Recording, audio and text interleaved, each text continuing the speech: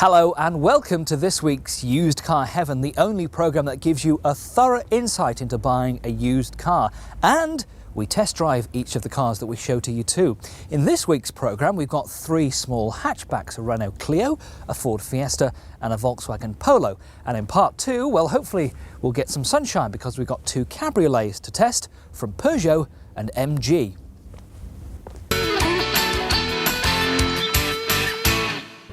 Now, earlier in the series, we tested what we described as three super minis. We had a Fiat Cinquecento, a Citroën Saxo, and a Ford Ka.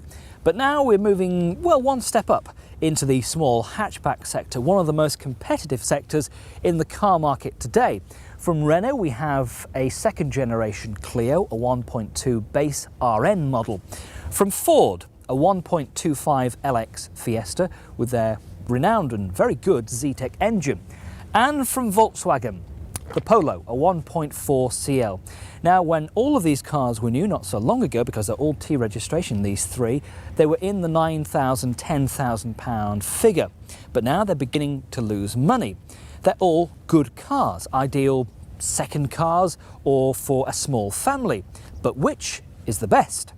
The old-shaped Renault Clios were a very popular car in the UK. Are the new second-generation Clios having just as much attention? Absolutely, yeah. I mean, the Clios have had a very good standing in the used car market for that. They're a very attractive car. They appeal to the younger end of the markets. They're very popular with the ladies. And there again, they are a good car indeed. And the new shape ones are a very good-looking car. They're quite a radical-looking thing. So yeah, they're very popular.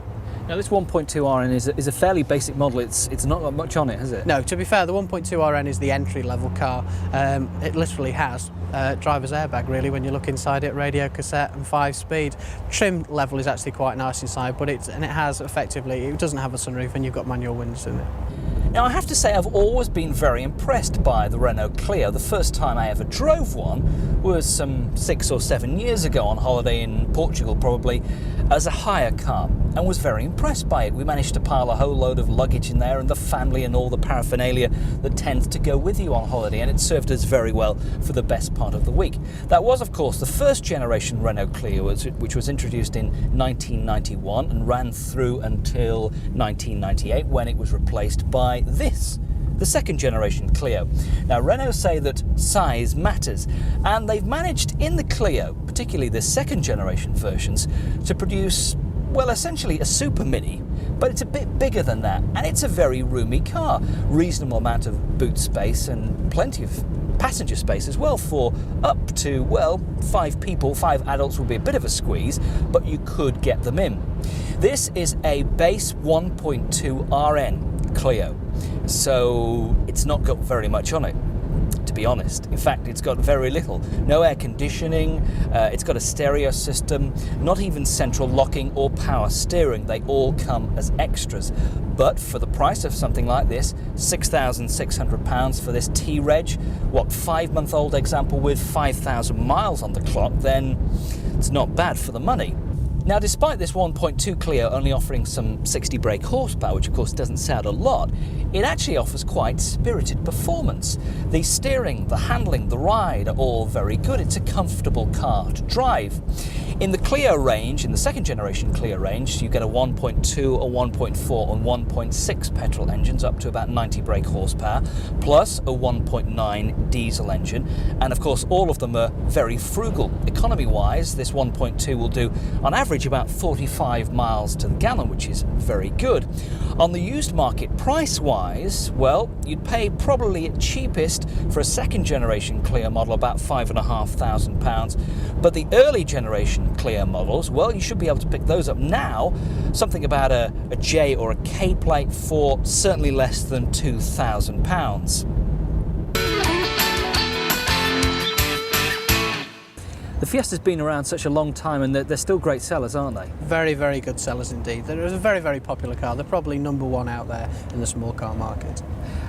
This car, when it was new, was about £10,000. It's taken a fair hit in depreciation, hasn't it? It has. When you look at this particular one, like I say, 1999 on a T-Reg, just under 10,000 miles. You're looking at this, like I say, £10,000 brand new. Now you're looking at the fact of what, £7,000. Nothing goes wrong on the Fiestas, I guess. To be honest with you, they seem to be a trouble-free little car indeed. They're such a popular tool that if there has been any problems, Ford have addressed them with them, but there doesn't seem to be any recalls on the Fiesta or nothing of late. They're quite good indeed.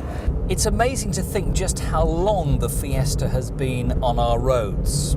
Years and years and years. My second car was a Y registration Mark 1 XR2, which was great. I then moved on to Mark 2 XR2s, a B and a C registration one.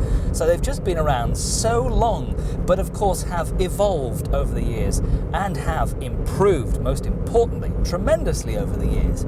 This latest generation Fiesta was brought out in 1995, and it really was a great improvement over previous models. The ride, the handling, the all-round ability of the car was just improved so much. This car is practically brand new. This is a 1999 T registration plate that we're in now. It's only about 7 or 8 months old. New, this car would have cost over £10,000. It's frightening to think that it's now worth less than £7,000. At a dealer, this car would cost you just under £7,000. Private, you might find it a little bit cheaper, maybe £6,600, £6,700. It's done some 12,000 miles, so it is up on the miles slightly. This is the 1.25 Z-Tech. It's an LX 5-door model. This produces 75 brake horsepower, so it's immediately more powerful, and it feels it, than the 1.2 Clio that we first tested. I've noticed immediately in the Fiesta that it's not as comfortable as the Clio was, certainly where I sit here. The driving position is very good, everything is easy to hand. This 1.25 LX Z-Tech model gets, well, a bit more equipment than the Clio gets, it has to be said. It gets an airbag for the driver, also electric windows, a decent stereo system, and an electric sunroof too. Again, good choice of engines in the Fiesta range. This 1.25 is the base model. There's a 1.3 and a 1.6 petrol and diesel models too. All are very frugal, all are very economical. But the launch of a new Fiesta, which will get the house design new edge styling to it for the year 2000 models, is sure to have a knock-on effect onto the residual values of cars like this. And remember, there are bags of these cars about, so don't be fooled by seeing the first one that you find, because look around, look hard, prices are very eager, people are keen to sell these sort of cars, and prices will tumble when the new shape Fiesta is launched. Now, I guess you would probably buy a Polo because it's a German car, it's well built, it's going to hold up. Amongst the small car sector, to me, it doesn't look particularly the most attractive of cars. What you've got with the German cars is that they're renowned for being a little bit bland, and the Polo, when it came out, was quite a different looking little tool compared to what they used to have, because now that was a staid looking thing. Now what you've got with this, at least it's a little bit better looking. It's not, in all honesty, as attractive as some of the other cars that are out there. You've got the Clio, which is a very modern looking thing. You've got the Fiestas, which are a bit more rounded, so it's looking a bit more with it, for want of a better statement. But there again, they are a very, very well built car. You immediately notice the difference in quality as soon as you step into the Volkswagen Polo. From the moment that you shut the door and you hear that reassuring thud rather than a tinny clink that you can get in some small cars, and you just feel so safe and secure. It is, of course, a great German car. Volkswagen are renowned, well known for producing superb quality cars, and the Polo is no exception, despite it being the small baby of the VW range, and also despite the fact that some people tend to think that the Polo is a lot more expensive than its rivals like the Fiesta and the Clio. It's a bit of a myth, really, because in reality these three cars are all similarly priced. This is a 1.4 CL, and equipment is pretty high on it. Electric front windows, electric mirrors, twin airbags, a quality stereo system too.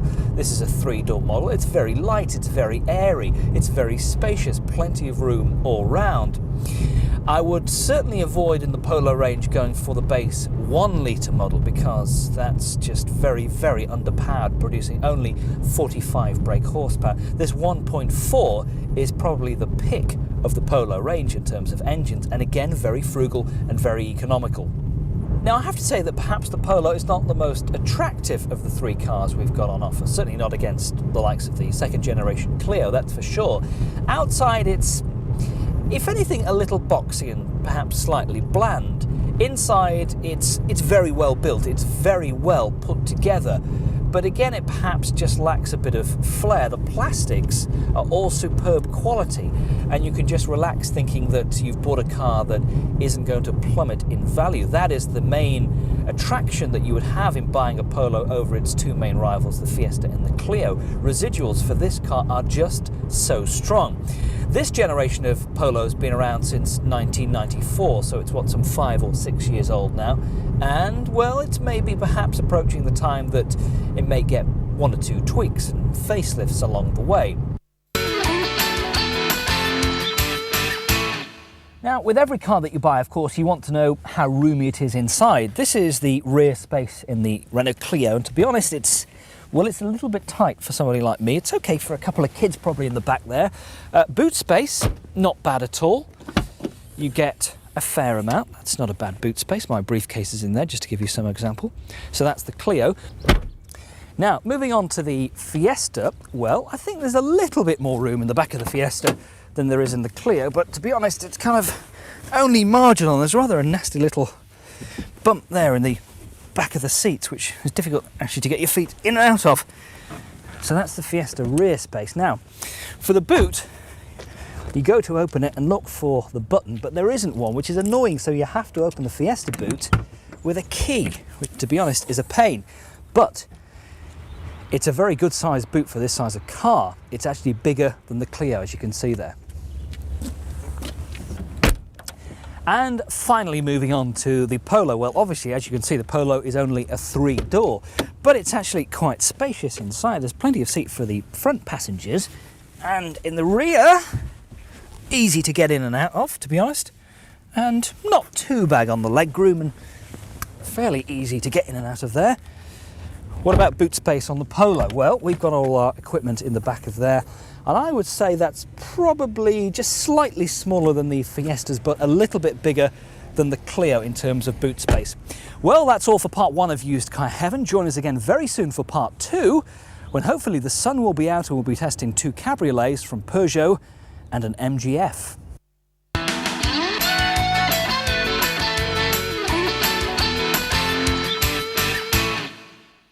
Hello and welcome back to part 2 of Used Car Heaven. Well, the weather's gradually turning. It's getting that bit nippier. The clouds are looking a bit dark up there, but we've decided to open the roofs on 2 convertibles and cabriolets for you. First of all, an interesting one, a car you don't see many of on the roads, the Peugeot 306 Cabriolet. This is a 2-litre. It's a T registration example, only done 1,000 miles, and this at the moment, if you bought this, would cost you £16,300. Or how about a very, very smart sports car in the shape of the Rover MGF, a car that's done tremendous business for Rover in the past 4 or 5 years since it was first launched. It comes in 2 different forms, both 1.8 engines. The second, more powerful VVC example is probably the pick of the bunch, without a doubt. This, again, is a T-Reg example with some 8,000 miles on the clock, and this would cost you £16,000. How popular have the 306 Cabriolets been? Not too bad, actually. There isn't that many about in the marketplace when you look, and yet the 306 itself is actually a superb car, and it's a very, very popular vehicle throughout. The cabriolets, there just doesn't seem to be that many of them about in comparison to other marques of cabriolets. Do you think it's the styling, or, I mean, what do you put it down to? When you look at the styling of the vehicle, compared to other marques that are out there, it's actually a very, very attractive car. Basically, they've got the full cabriolet, that some of them have the rear head restraints on them, make them look very smart. They look very similar to the BMW 3 Series. In actual stance on the road, I think they're a very, very attractive car. Well, you really don't see many Peugeot 306 Cabriolets on the road. It's a car that's perhaps never quite taken off in Britain. It's styled by that famous coach building firm of Pininfarina. And I have to say, the styling of the 306 Cabriolet is not something that you immediately think, wow, that looks drop-dead gorgeous. It looks a bit like, well, they've taken the 306 normal hatchback car and messed about with it, chopped a few bits on, added a few bits here, tried to reinforce a bit, and sort of come up with a bit of a mishmash to me as far as the 306 Cabriolet goes. We know the 306 hatchback is a great car, and particularly if you go for something like the 306 GTI, the 306 Rally, I mean, absolutely storming cars. This Cabriolet gets a 135 brake horsepower 2-litre engine. This particular one is an automatic one, which you do have the option of. And of course, it's a full 4-seater. There's actually plenty of room for passengers back there. This has only done a nominal mileage. It's practically brand new. If you wanted this car from a Peugeot dealer as a new car, it would cost you £21,500. But you could buy this car right now for just over £16,000. So if you like the shape of the 306 Cabriolet and you were looking to buy one, what would you expect to pay for other examples in the range? Well, there's only one engine choice to choose from, this 2-litre 135 brake horsepower model. If you wanted an earlier version of this particular facelifted 306, well, you'd be looking at something like a P registration example, which you should be able to find for around about £12,000. If you go for the earlier examples of the 306 range in the cabriolets, well, you could look around for something as early as a 94L reg. Again, for that, expect to pay, at the moment, perhaps £6,500 to £7,000. Now, what about reliability and build quality? Now, this is where unfortunately the tale saddens with them, is they had a very, very rough time with build quality. There were certain faults on the vehicles. JD Power Survey, which is renowned to be obviously the #1 survey in the UK, which assesses all the vehicles for reliability, dealer network services and things like that, the car actually came in the bottom 20 out of 120 cars. So it really was that bad? It was bad, yeah. They've had some persistent faults with the vehicles since they've been launched. Now, obviously, they're trying to basically get over that, but unfortunately, it has unfortunately stuck with them a little bit. I mean, maybe people kind of think, well, the original MGs, there were always little niggles and problems on that, and in the new one, you get exactly the same. Problem going back though, 20 years ago, that probably was the case. When you come to the future that you're in now and the technology that's around, you shouldn't be encountering any problems with the vehicles, or not such that they have. Now, the Rover MGF is just such a different car to the Peugeot 306. That's more of a cruiser, the sort of car that would appeal to somebody who wears shell suits, baseball boots, and goes on holiday to Tenerife.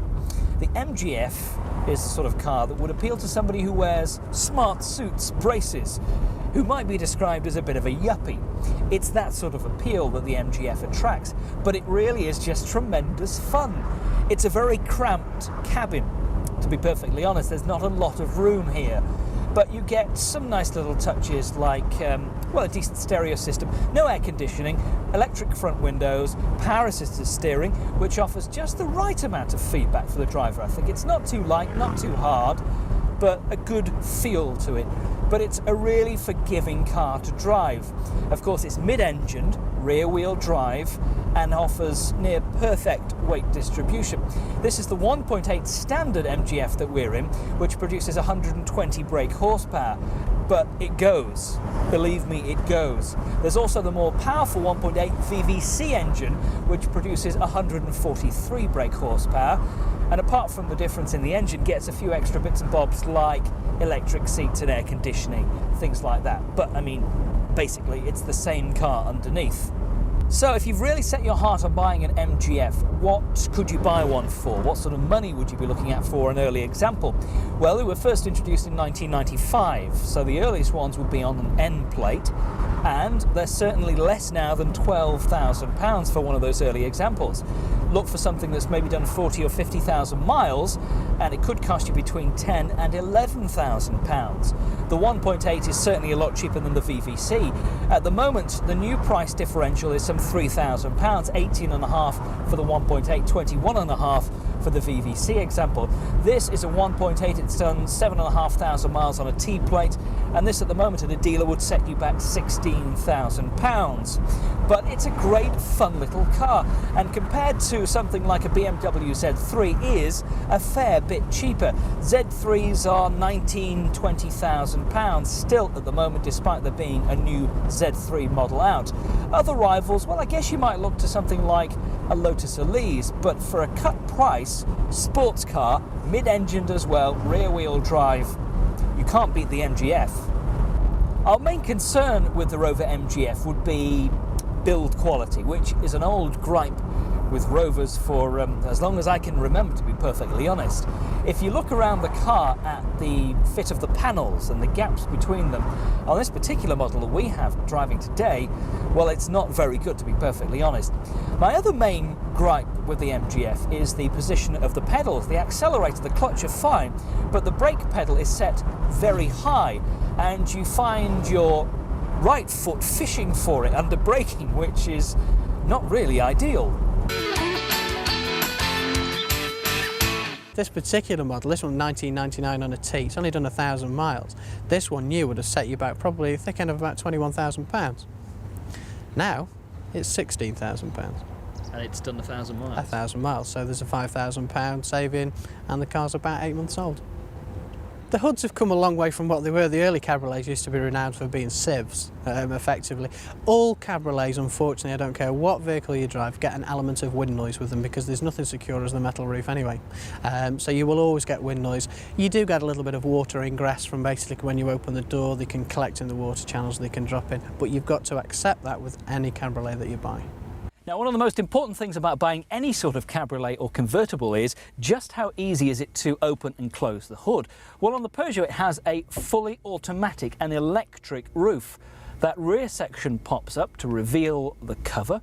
You just keep your finger pressed on the button all the way, and it all does it automatically for you till about there.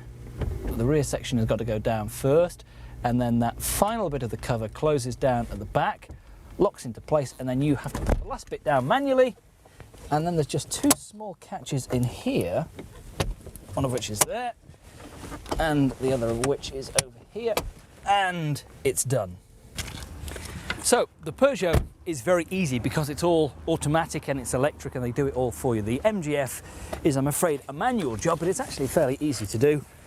Just push that up over there, and then you need to then jump in the car and just close up the last two latches, and it really is as simple as that. Well, that's all for this week's programme on Used Car Heaven. I hope you've enjoyed the cars that we've looked at. If you were going to choose a convertible or a cabriolet, which would you go for? Well, these are two completely different cars. If you're looking for an out-and-out sports car, then the MGF is not a bad bet. You might also look at something like a Mazda MX-5, for instance. If you're looking for more of a cruiser and a cabriolet that's capable of taking at least 4 people in relative comfort and ease, then the Peugeot 306 is not a bad buy either. That's all for this week's Used Car Heaven. Join us again at the same time next week.